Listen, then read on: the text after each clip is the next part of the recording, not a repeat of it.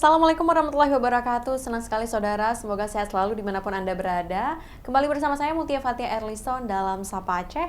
Kali ini kita akan membahas terkait dengan pelayanan Rumah Sakit Umum Daerah Zainul Abidin pasca penetapan desil.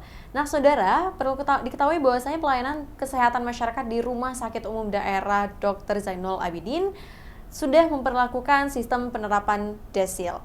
Kita akan mengulas dampak kebijakan dari pengurangan tanggungan jaminan kesehatan Aceh terhadap layanan kesehatan. Nah, baik itu layanan kesehatan, kemudian juga administrasi pasien, lalu apakah rakyat Aceh tetap mendapat jaminan kesehatan lainnya? Sudah hadir di tengah kita yaitu ada Dr. Novita, dokter spesialis jantung, selaku Direktur Pelayanan Rumah Sakit Umum Daerah Zainul Abidin. Bagaimana dokter kabarnya? Selamat datang sudah berhadir di studio Kompas TV Aceh. Apa kabar dokter? Alhamdulillah kabar baik ya. Oke, baik dokter. Sebagai pertanyaan pembuka, kira-kira bagaimana pelayanan terhadap masyarakat Aceh dari rumah sakit sendiri pasca diterapkannya sistem desil ini dokter? Ya, alhamdulillah sampai dengan saat ini kami masih melakukan pelayanan seperti biasa, seperti pada saat-saat sebelum berlakunya desil. Jadi pelayanan tetap berjalan, baik itu berupa konsultasi dokter, rawat jalan, emergensi, rawat inap, pemeriksaan penunjang, itu semua masih berjalan. Oke, baik dokter. Lalu bagaimana dari masyarakat sendiri, apakah masyarakat itu diwajibkan untuk mengubah ataupun memperbarui status desilnya agar masuk ke dalam kategori tanggungan layanan kesehatan, baik itu seperti JKA, kemudian juga BPJS, ASKES, ataupun program kesehatan lainnya dokter? Untuk mengubah itu lama berarti ya. Dia diberikan waktu sampai dengan 3 bulan kalau memang diperlukan untuk pengubahan desil. Pengubahan desil berarti dibutuhkan waktu selama 3 bulan? Iya, tapi di rumah sakit itu tidak mengenal istilah desil.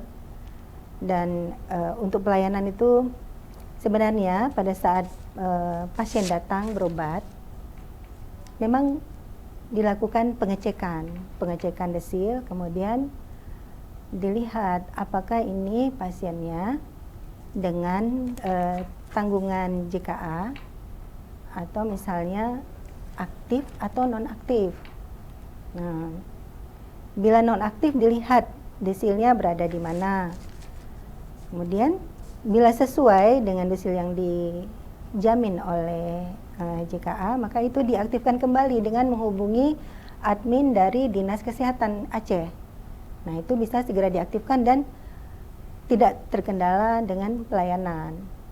Kemudian bila didapatkan pasien dengan desil 8 sampai dengan 10, kemudian ada catatan medis tentang menderita penyakit katastropik atau misalnya pasien dengan disabilitas. Nah, itu juga kita bisa menghubungi admin Dinas Kesehatan dan kemudian JKA-nya bisa diaktifkan kembali. Nah, seperti itu ya Bu ya? Ya. Lalu berarti pada dasarnya memang dari rumah sakit sendiri itu tidak melihat sistem pengelompokan desil ya dokter, ya. Tetap untuk memberikan layanan kesehatan kepada masyarakat. Lalu bagaimana prosedur yang ditetapkan oleh pihak rumah sakit sendiri bagi pasien yang mengalami kendala administrasi untuk untuk bisa mengakses layanan kesehatan sendiri dokter? Kendala administrasi misalnya bagaimana? Kendala administrasi akibat dari ketidaksesuaian desil gitu. Berarti jaminannya non-aktif ya? Bila pasien yang mengalami kendala administrasi, bila tidak sesuai desil. Contohnya misalnya desil 8 sampai dengan desil 10, tapi tidak aktif JKA-nya. Juga tidak punya kelainan katastropik berarti ya. Apakah mereka akan tetap mendapatkan layanan kesehatan walaupun dari sistemnya mereka masih belum benar-benar memumpuni untuk bisa didata? Kira-kira bagaimana itu dokter? Ya, bila memang desilnya tidak sesuai dan memerlukan perbaikan desil, ini kan membutuhkan waktu yang lama. Nah, rumah sakit tetap melaksanakan pelayanan sambil menunggu perbaikan desil tadi. supaya jelas pasiennya masuk ke jaminan kesehatan Aceh ataupun misalnya perlu diaktifkan kembali JKA-nya. Nah, kalau memang desil 8 atau 10 tapi memang desilnya memang tidak ada kelainan katastropik, ya berarti ini mungkin diarahkan ke Mandiri, BPJS Mandiri dengan membayarkan premi per bulan yang jumlahnya itu sesuai dengan kelas yang dipilih, sesuai dengan kemampuan masing-masing pasien. Tapi sambil menunggu itu rumah sakit tetap melakukan pelayanan dan itu kami catatkan. Nah, misalnya pelayanan poli, kemudian memberikan obat, kemudian juga pemeriksaan penunjang itu tetap berjalan seperti biasa.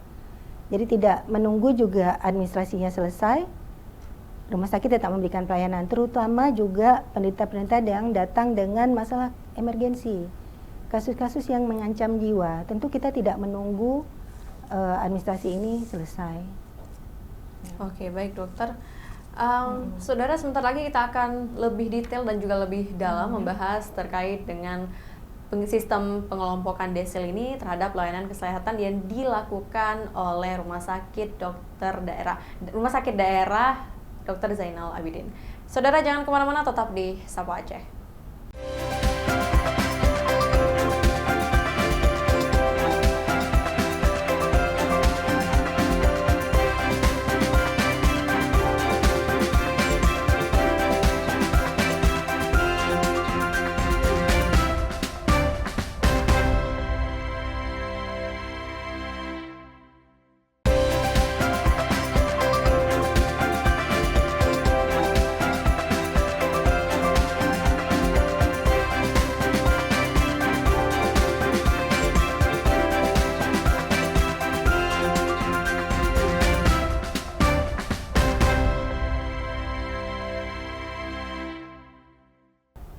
Assalamualaikum warahmatullahi wabarakatuh. Terima kasih saudara, masih bersama saya Mutia Fatia Erlison dalam Sapa Aceh.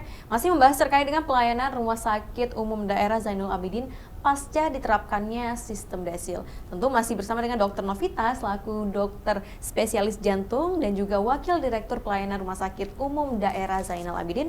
Nah, lalu bagaimana dokter dampak yang terjadi akibat diberlakukannya sistem desil terhadap pelayanan masyarakat dari rumah sakit sendiri? Untuk pelayanan ya tidak ada dampak signifikan karena semuanya petugas pelayanan itu bekerja sesuai tupoksinya, tetap seperti itu. Apakah itu desil berapa itu enggak ini ya, tidak membuat pengaruh yang merubah sistem pelayanan tuh, karena kita tidak membeda-bedakan pelayanan, sama semua. Oke, baik dokter. Lalu bagaimana terhadap pasien yang harus memperoleh layanan darurat dan juga rawat inap? Nah, bagaimana bagi mereka yang status desilnya itu masih bermasalah? Apakah mereka tetap mendapatkan pelayanan darurat tersebut, dokter? Untuk pelayanan gawat darurat, apalagi yang mengancam nyawa, itu dibutuhkan waktu segera, secepat mungkin, harus ditangani dengan cepat. Administrasi belakangan, pasiennya ditolong dulu. Jadi tidak, harus desil ini gitu, enggak. Jadi di sini sisi kemanusiaannya besar, harus lebih besar. Tidak mementingkan administrasi, ditolong dulu. Nah, dirawat dulu, diatasi dulu apa kegawat daruratannya. Di sini tidak ada permasalahan desil, harus ditangani dulu. Oke, baik dokter. Lalu bagaimana jika sekiranya sudah terjadi nih kendala terhadap masyarakat yang bermasalah sistem desilnya, lalu bagaimana cara rumah sakit untuk bisa menangani kasus tersebut? Sekiranya memang desil yang terjadi di masyarakat itu masih belum rampung, dokter. Ya awalnya kan kita menangani kedaruratannya.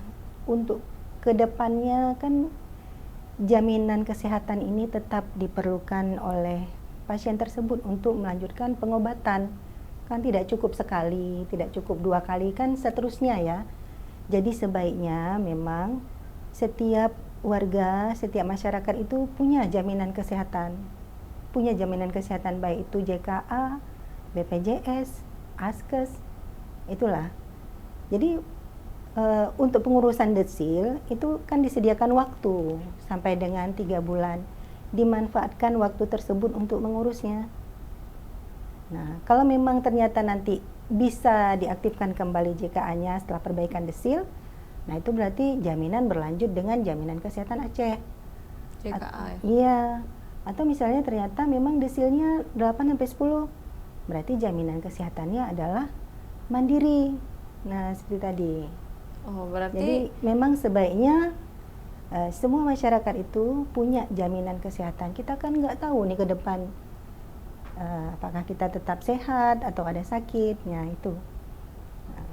baik dokter, berbicara tentang layanan kesehatan, lalu bagaimana koordinasi antara pihak rumah sakit sendiri dengan pihak-pihak terkait seperti dinas sosial, dinas kesehatan, dan juga BPJS dalam menangani masyarakat yang terkendala status desilnya, mengingat mungkin ada sebagian besar dari masyarakat yang membutuhkan pelayanan darurat, dokter.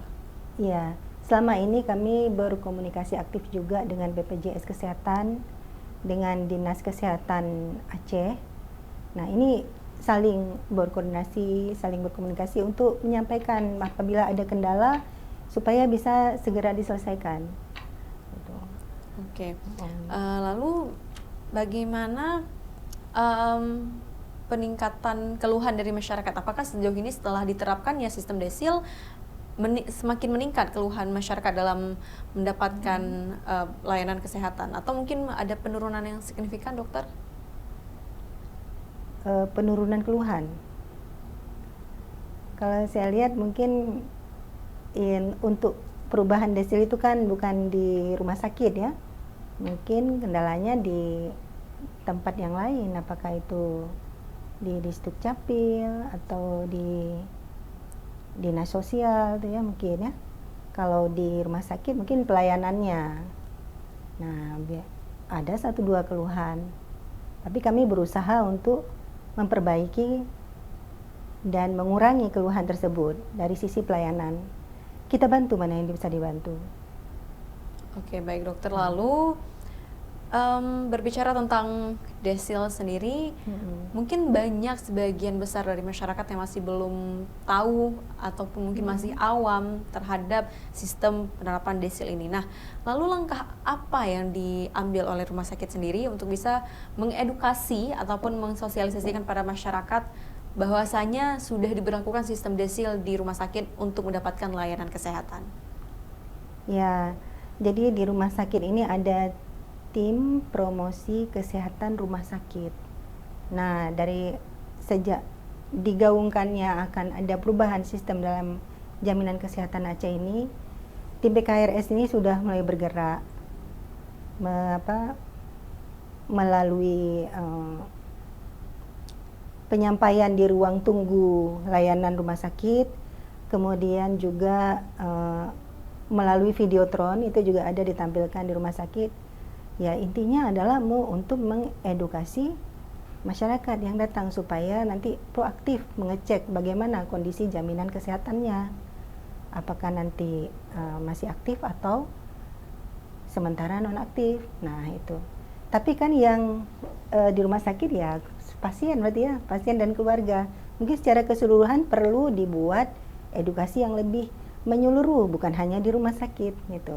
Nah, kalau kita berbicara hanya di sekitaran rumah sakit atau hanya di dalam rumah sakit, itu dengan menggunakan platform media ataupun platform elektronik, videotron ataupun lain sebagainya. Lalu apakah ada dari pihak rumah sakit yang memang memiliki tim khusus gitu untuk terjun langsung ke lapangan dan mensosialisasikan kepada masyarakat terpencil tentang sistem desil yang diberlakukan dalam layanan kesehatan, Ibu? Dari rumah sakit terjun ke lapangan, sementara ini belum ada.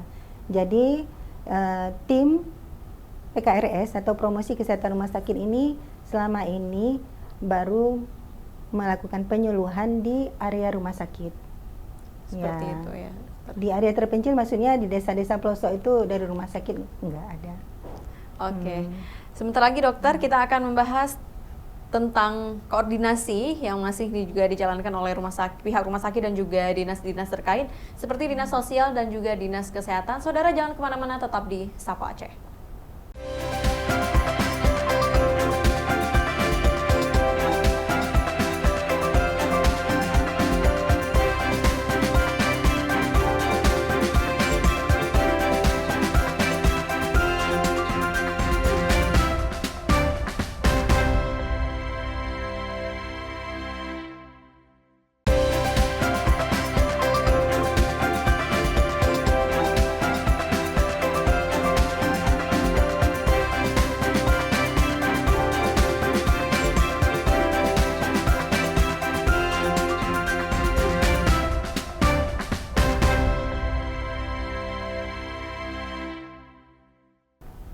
Assalamualaikum warahmatullahi wabarakatuh. Terima kasih saudara masih bersama saya Mutia Fatia Erlison dalam Sapa Aceh. Masih juga membahas terkait dengan sistem pelayanan yang dilakukan oleh Rumah Sakit Umum Daerah Zainal Abidin pasca diterapkannya sistem desil. Nah, bagaimana dokter bahwasanya yang kita ketahui dari sistem desil dari 8 ke atas, 8 sampai dengan 10 itu sudah keluar dari JKA, tidak lagi termasuk dalam tanggungan jaminan kesehatan Aceh. Nah, kecuali untuk pasien-pasien dengan penyakit katastrofik, mungkin boleh dijelasin dokter itu bagaimana sistemnya dokter? Baik, terima kasih.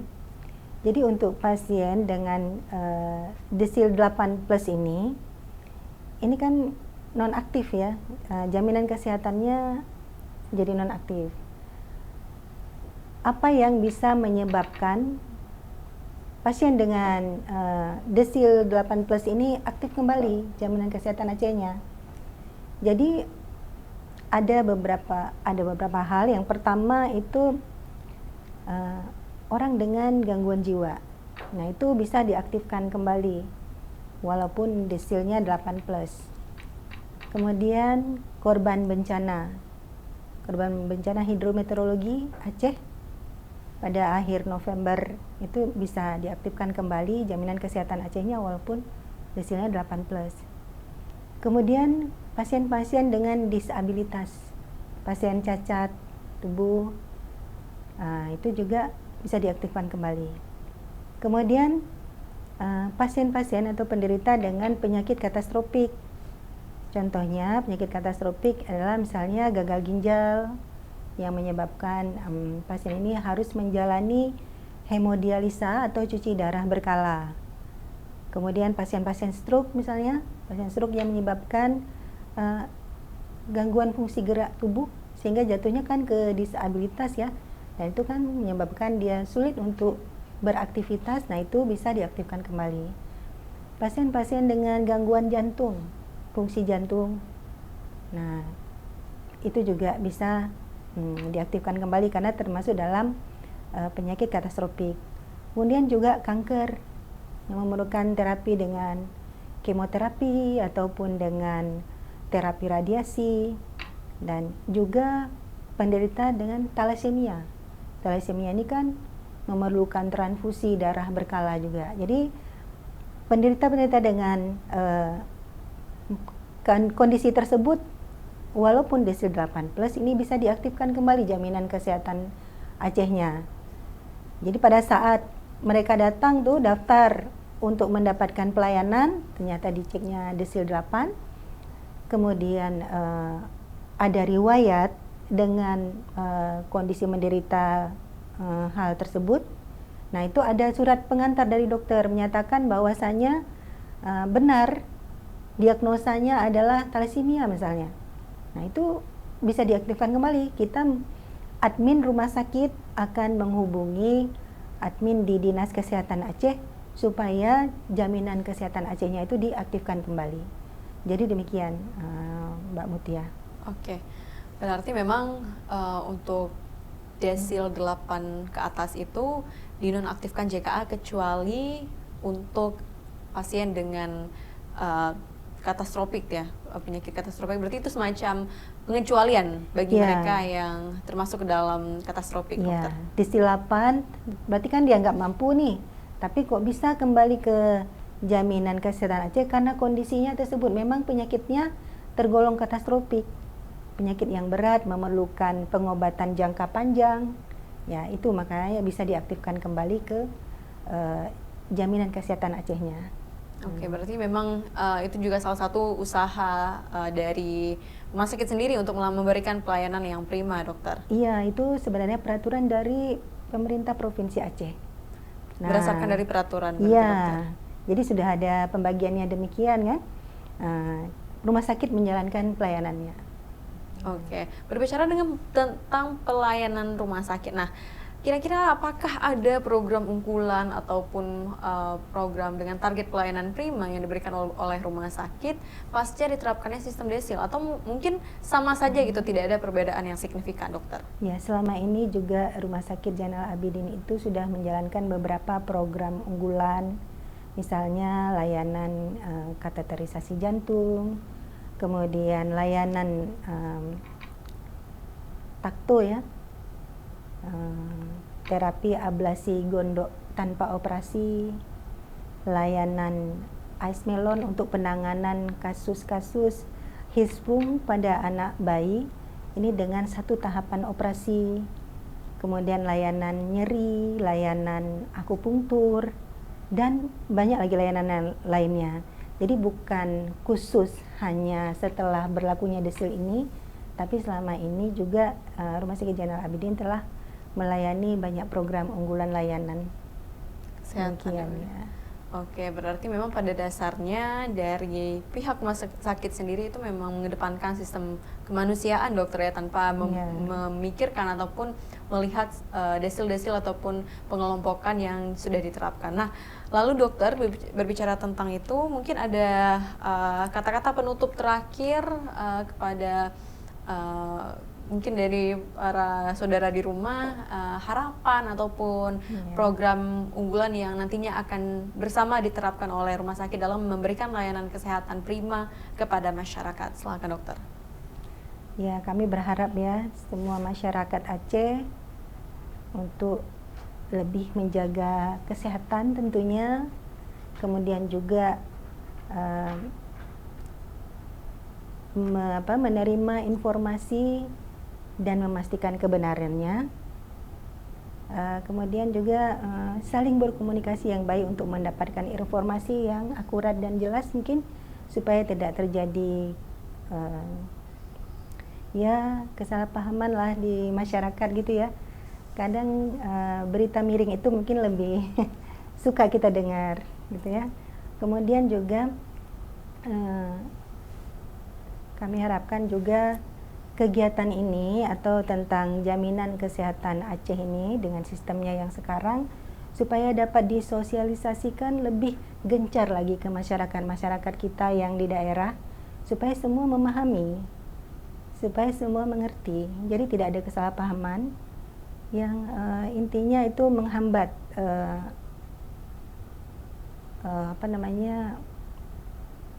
mengganggulah situasi ya.